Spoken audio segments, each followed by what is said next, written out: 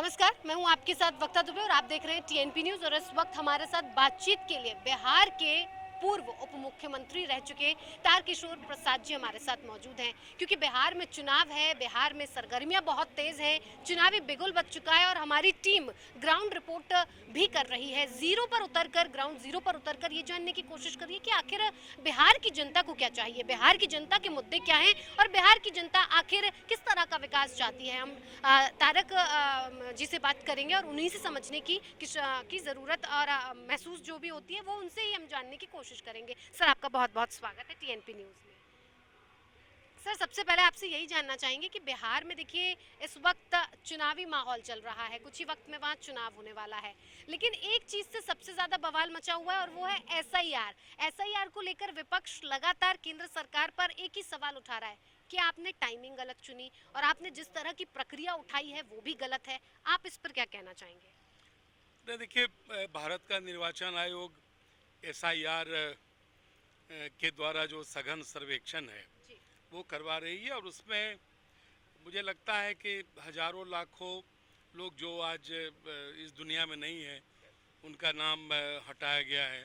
और ऐसे कई परिवार हैं जो कहीं न कहीं स्थानांतरित हो गए हैं, उनका नाम हटा है।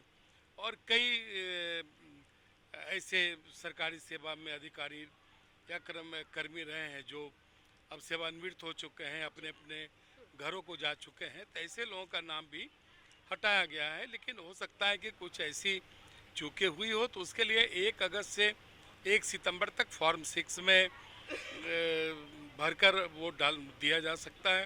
निश्चित तौर पर भारत का निर्वाचन आयोग ऐसे तमाम जो आवेदन है जो फॉर्म 6 में दिए गए हैं उसको निश्चित तौर पर वो स्वीकार करेगी। वो भारत के मतदाता हैं और रहेंगे भी। लेकिन जहाँ तक विपक्ष ने एसआईआर के आलोक में शोर मचाया, मैं जानता हूँ कि शोर क्यों मचाया जा रहा है, क्योंकि जो विपक्ष है खास करके बिहार ऐसे राज्य में घुसपैठ भी लगातार जारी है। सरकार उसको रोकने का भी काम कर रही है, लेकिन कहीं न कहीं जो हमारे पड़ोसी देश हैं उनसे कई समानताएं हैं जिसके कारण उन्हें खोजने में सरकार को परेशानी हो रही है। उसके कारण वो मतदाता बनकर जो उनके अवैध रूप से रहने का संरक्षण और सुरक्षा प्रदान कर रहे हैं, तो ऐसे लोगों के साथ है और ऐसे लोगों को ही ज़्यादा परेशानी है। लेकिन तेजस्वी यादव तो कह रहे हैं कि देखिए सरकार जानबूझकर विपक्ष को परेशान करना चाहती है और अब उसे लग रहा है कि उसकी सरकार इस बार नहीं बनेगी। भारत के निर्वाचन आयोग को क्या पता है कि कौन सा मतदाता किसी विशेष दल का है, कौन विपक्ष का है। ये इसलिए वो इस तरह की बातों को उठा रहे हैं। कह रहा मेरा नाम भी काट दिया, वोटर लिस्ट में नाम ही नहीं तेजस्वी यादव का। वो तो श्री तेजस्वी यादव जी का दो इपिक बना हुआ है। हाँ। उस पर भारत का निर्वाचन आयोग ने उसने नोटिस भी किया है जिसका वो जवाब देंगे। लेकिन सबसे बड़ी बात है कि जो विपक्ष है इसलिए इस पर हंगामा मचा रहा है कि उसे पता है कि जो मतदाता हैं वो सब नरेंद्र मोदी जी के नेतृत्व में जो एनडीए है उसके साथ निश्चित तौर पर आगामी चुनाव में खड़ा रहेंगे। इसलिए उनकी घबराहट है, क्योंकि उनके पास कोई मुद्दा नहीं है। जो विकास का मुद्दा अब रहा नहीं।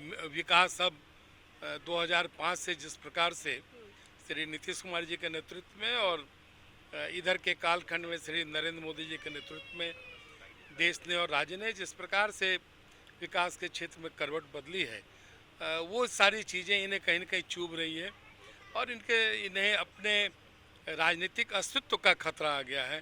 ये अब अपनी राजनीतिक जीवंतता को बचाने के लिए इस प्रकार का शोर कर रहे हैं।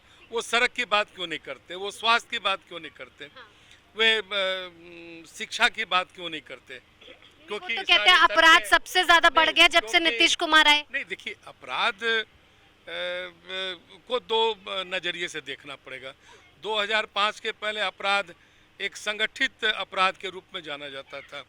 कई चीज़ें और कई उद्यमियों का, व्यवसायियों की कई चीज़ें छीन ली जाती थी तो एक अन्य मार्ग में मिलता था।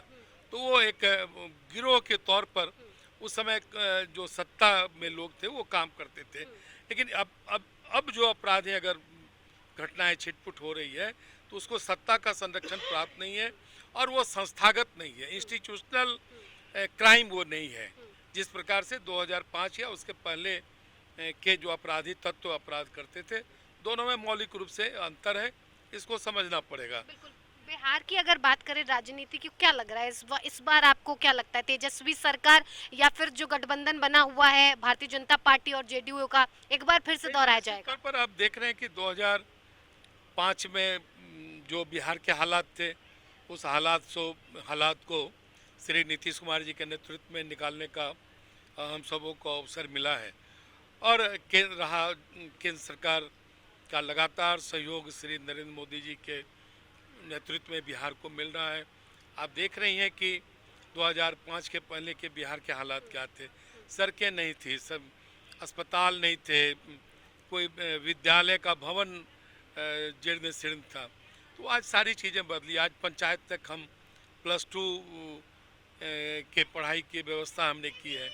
आज जो हमारे बिहार की बच्चियां हैं, बेटियां हैं, वो आज +2 की शिक्षा अपने पंचायत में ले रही हैं। आपने महिलाओं की बात, आज प्रत्येक जिले में इंजीनियरिंग कॉलेज बनाने का काम किया। आज प्रत्येक जिले में मेडिकल कॉलेज खुला है। 7 जो जिले बच गए थे वहाँ भी माननीय नीतीश कुमार जी ने घोषणा की है कि वहाँ मेडिकल कॉलेज बनाएंगे। केंद्र सरकार के सहयोग से बन रहा है। आज शिक्षा हमारे लिए एक लक्ष्य है, क्योंकि मुझे पता है कि जहाँ शिक्षा है वहीं विकास है। लेकिन इसके पहली की सरकार या श्री लालू प्रसाद जी ने जो नारा दिया कि वो लाठी को उन्होंने प्राथमिकता दी। बिहार के बच्चे जब तक हाथ में कलम नहीं लेंगे तब तक बिहार को एक विकसित बिहार को नहीं बन सकता। आपको पता है कि श्री नरेंद्र मोदी जी ने 2047 तक एक विकसित भारत की बात करी है, और इसलिए करी है कि जब तक हम प्रत्येक गांव का, प्रत्येक जिला का, प्रत्येक प्रखंड का, प्रत्येक राज्य का को हम विकसित नहीं करेंगे तब तक हम विकसित बिहार नहीं बना सकते। और जब विकसित बिहार बनेगा तभी विकसित भारत बनेगा, क्योंकि भारत की आत्मा उत्तर प्रदेश और बिहार में बसती है। ये सारी चीज़ें हैं जो देश के विकास के लिए भी, और जिन मूल्यों को लेकर भारतीय जनता पार्टी या एनडीए के नेतृत्व में केंद्र में सरकार है या राज्य में सरकार है, एक आत्मनिर्भर भारत, एक आत्मनिर्भर बिहार आदि जो कई चीज़ें हैं। आज आपने देखा होगा कि मैं जिसमें उप मुख्यमंत्री था उसमें खेल विश्वविद्यालय, चिकित्सा विज्ञान विश्वविद्यालय, इंजीनियरिंग विश्वविद्यालय का स्थापना हमने की है।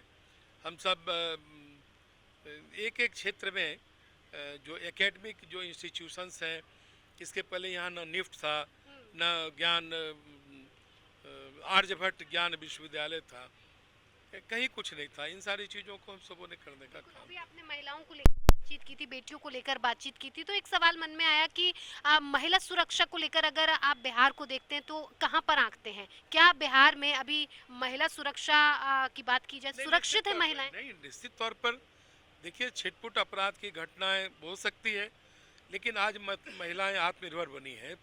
जीवन के हर क्षेत्र में जहां उन्हें अवसर मिल सकता है वहां हम सबों ने आरक्षण दिया है, चाहे पुलिस की भर्ती में हो, चाहे पंचायती राज व्यवस्था में हो, चाहे वो सरकारी नौकरियों में हो। अभी हमारे माननीय मुख्यमंत्री जी ने सरकारी नौकरियों में आरक्षण की घोषणा की है।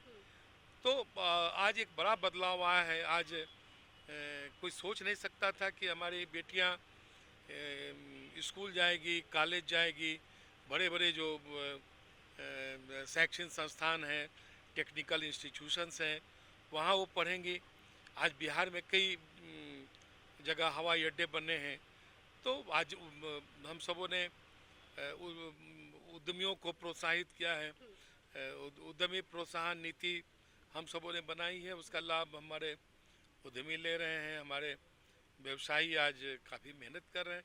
मैं जिसमें उप मुख्यमंत्री था तो उसमें दिल्ली में भी इन्वेस्टर्स मीट किया था, और सभी लुलू से लेकर आईटीसी और कई बड़े बड़े ग्लोबल जो कंपनियां हैं उसके प्रतिनिधियों ने भाग लिया था। इसलिए सारी परिस्थितियां बदली है, इसलिए इनके इनके मन में घबराहट है। SIR बहाना है, कहीं न कहीं सत्ता में जाना उन्होंने ठाना है। लेकिन बिहार की जनता, बिहार के लोग, बिहार के मतदाता उनकी इस आशा और आकांक्षा को पूरा नहीं करने देंगे, क्योंकि बिहार को पता है कि जब वो सत्ता में आएंगे तो फिर बिहार लूटा जाएगा, बिहार कहीं न कहीं एक परिवार की जागीर बन जाएगी। तो ये बिहार के लोगों को पता है, इसलिए बिहार लोकतंत्र की जननी रही है, बिहार परिवारवाद की जननी रही है। चाणक्य ने चंद्रगुप्त पैदा किया, चाणक्य ने कोई अपने परिवार के लोगों को चाणक्य नहीं बनाया था। तो ये मौलिक अंतर है जो बिहार की राजनीति को अन्य जगहों से अलग करता है। बिल्कुल, एक सवाल, बीजेपी की अगर सीटें जेडीयू से ज्यादा आती दिखाई देती हैं तो क्या लगता है आपको भारतीय जनता पार्टी का मुख्यमंत्री होगा? नहीं, देखिए अभी हम सबों ने श्री नीतीश कुमार जी के नेतृत्व में चुनाव लड़ने के लिए ठाना है, और हमारे अगले मुख्यमंत्री भी श्री नीतीश कुमार जी होंगे। बिल्कुल, नीतीश कुमार जी के नेतृत्व में ही ये पूरा निश्चित चुनाव तौर पर, लड़ा निश्चित जाएगा। तौर पर उसमें मुझे नहीं लगता है कि कोई किसी प्रकार का कोई कन्फ्यूजन है, लेकिन विरोधी इस तरह की बातों को हवा देते हैं क्योंकि उनके पास मुद्दा नहीं है। मुद्दाविहीन है। आपने लेकिन आपके मैं इंटरव्यू को भी देख रही थी, आज से कुछ 3 हफ्ते पहले आपने संसद में कहा था कि विपक्ष पूरी तरह से मुद्दा विहीन हो चुका है। आपको लगता है मुद्दों की कमी है या फिर बिहार में सिर्फ और सिर्फ दोनों तरफ से राजनीति ही रह गई है और बिहार एक राजनीति का केंद्र बनकर रह गया? बिहार तो लोकतंत्र की जननी रही है, और लोकतंत्र में तो राजनीति का अपना महत्व है। लेकिन 2005 के पहले का बिहार भी वैशाली गणराज्य का बिहार था, लेकिन लोकतंत्र कहाँ चला गया था, आज एक परिवार में सिमट गया था। लेकिन अब जो हालात बदले हैं, आज NDA का एक एक घटक में हमारे नेतृत्व के साथ है, और हम सब मिलकर बिहार को और बेहतर करना चाह रहे हैं, इसलिए हम सब मिलकर काम कर रहे हैं। अगर एक बार फिर से भारतीय जनता पार्टी की जेडीयू सरकार के साथ गठबंधन में सरकार बन जाती है तो आपको क्या लगता है कौन से ऐसे मुद्दे जरूरी होंगे जो बिहार में सबसे ज्यादा फोकस किए जाएंगे? अरे देखिए, विकसित बिहार के लिए और भी कई चीज़ें हैं। नीति आयोग ने कई मापदंड निर्धारित किए हैं, कई इंडेक्स हैं जिसको हमें छूना है। स्वास्थ्य के क्षेत्र में एक एक एक जन्म लिया हुआ नवजात भी एक बेहतर स्वास्थ्य सेवा उसको मिले। शैक्षणिक क्षेत्र में और हम सब बेहतर इंडिकेटर हो। तो ये जो नीति आयोग ने कुछ जो मापदंड निर्धारित किए हैं, पलायन को लेकर आपको क्या लगता है, क्या किया जाना चाहिए? क्योंकि बिहार से सबसे ज्यादा पलायन हम देखते हैं। नहीं, देखिए एक तो आपको मानना पड़ेगा कि जरूरी नहीं है कि हर राज्य उद्योग के क्षेत्र में ही आगे बढ़े। कई चीज़ें हैं। आज बिहार कृषि आधारित है, मखाना बोर्ड की स्थापना हुई है, और आज पूरा वो मिथिलांचल मखाना, लीची और इस प्रकार के चीज़ों का एक बड़ा उत्पाद केंद्र बिहार बना है। आज केला से लेकर मुझे लगता है कि उधर कई ऐसे कृषि उत्पाद हैं, मक्का है।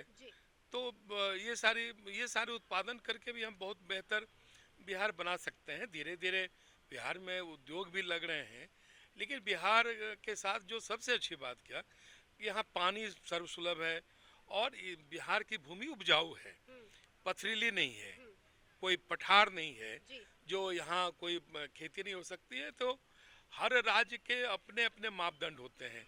जम्मू कश्मीर में अलग मापदंड हैं, गुजरात के अलग हैं, केरल के अलग हैं। केरल में नारियल के पैदावार से केरल आगे बढ़ा है। कोई राज्य पर्यटन के क्षेत्र में आगे बढ़ा है। कोई राज्य जो ऐतिहासिक स्तंभ ऐतिहासिक कारणों से जाना जाता है, राजस्थान है और जाना जाता है। देखिए, हर राज्य की अलग अलग प्राकृतिक और उसकी अपनी पृष्ठभूमि होती है, और उन पृष्ठभूमियों से ही वो राज्य आगे बढ़ता है, न कि हर जगह एक ही मापदंड को हम लागू करके हम सभी राज्यों का विकास नहीं कर सकते हैं। ये तो मानना पड़ेगा। तो बिहार जिन जिन चीज़ों में आगे है, और ख़ास करके बिहार के लोग काफ़ी मेहनती हैं। अलग अलग राज्यों में जाकर भी उन्होंने बिहार का झंडा फहराया है। आज बिहार में सबसे ज़्यादा भारतीय प्रशासनिक सेवा के अधिकारी आते हैं। संघ लोक सेवा आयोग में आज बिहार के नौजवान सबसे ज़्यादा क्वालिफाई कर रहे हैं। तो बिहार के लोग अगर दूसरे राज्यों में जाकर वहाँ उस राज्य की भी सेवा करते हैं और अपने राज्य और अपने परिवार की भी सेवा करते हैं, तो इसको नकारात्मक नज़रिए से देखने की ज़रूरत नहीं है। जिसके पास प्रतिभा है, संसाधन है, उन्हीं को लोग सम्मान करता है। तो इस बार किसकी सरकार, आपको क्या लग रहा है इस बार फिर निश्चित से? तौर पर एनडीए की सरकार बनेगी और नीतीश कुमार जी के नेतृत्व में और यशस्वी प्रधानमंत्री नरेंद्र मोदी जी के मार्गदर्शन में बिहार में एक ऐसी मजबूत सरकार बनेगी जो यशस्वी प्रधानमंत्री जी ने जिस एक लक्ष्य को उन्होंने दिया है पूरे देश के सामने कि वो एक विकसित भारत का निर्माण करेंगे, तो बिहार निश्चित तौर पर 2047 तक एक विकसित बिहार के रूप में जाना जाएगा, क्योंकि बिहार के पास प्रतिभा है, बिहार की भूमि रत्न गर्भा है, बिहार के लोग लोकतांत्रिक परिप्रेक्ष्य में काफ़ी जागरूक हैं, वो चीज़ों को समझते हैं। बिहार क्रांति की भूमि रही है, बिहार लोकनायक जयप्रकाश नारायण डॉक्टर राजेंद्र प्रसाद की भूमि रही है, भगवान बुद्ध की कर्म भूमि रही है, महावीर की जन्मभूमि रही है, ये आर्यभट्ट की भूमि रही है। बिहार में तो रत्न ही रत्न है और वो परंपरा आज तक बिहार के नौजवान और बिहार के लोग निभा रहे हैं। मैं आज दिल्ली आया हूँ कार्यक्रम में, बिहार के कई इतने सारे लोग यहाँ अपने मेहनत से उन्होंने अपने जीवन की ऊंचाई को प्राप्त किया है, अलग अलग उद्योगों में भी काफ़ी बेहतर कर रहे हैं। तो जहाँ बिहार है वहाँ हिंदुस्तान है और वहाँ विकास है।